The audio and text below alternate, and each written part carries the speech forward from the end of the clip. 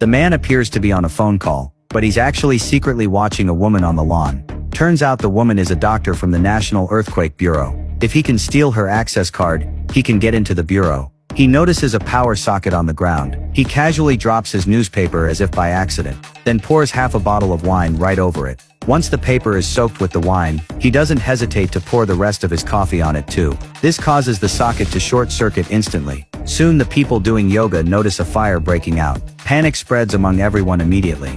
The man seizes the moment and quietly takes the doctor's ID.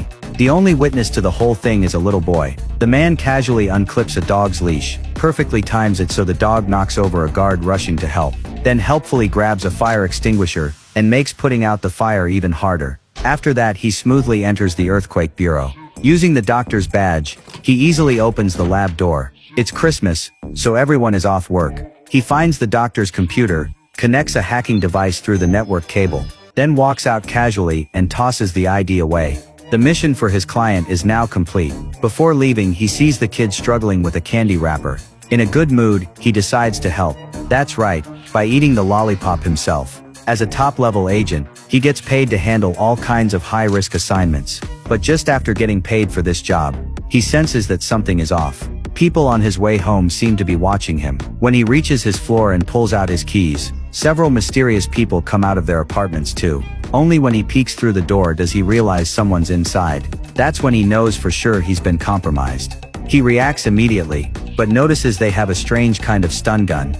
Anyone hit by it freezes like ice in an instant. So he fights back with everything he's got, but they outnumber him by a lot. He dodges with skill to avoid being hit. Eventually he turns their own weapons on two of them. In no time the enemies in the room are all frozen, but more enemies keep coming from downstairs. He has no choice but to leap through the window to the other side, then slides down the pipe to get to the ground quickly.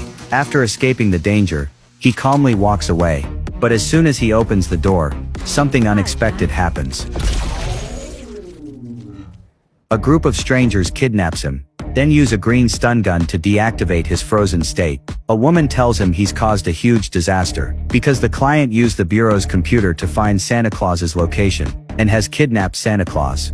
The man nearly bursts out laughing when he hears that. He doesn't believe Santa even exists, but the woman says nothing, and immediately orders her team to box him up and take him away.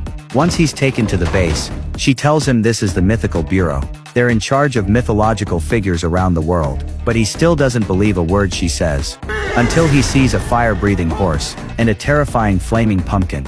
Only then does he realize she's been telling the truth. Now the only person who might know the client's identity is him. The woman tells him to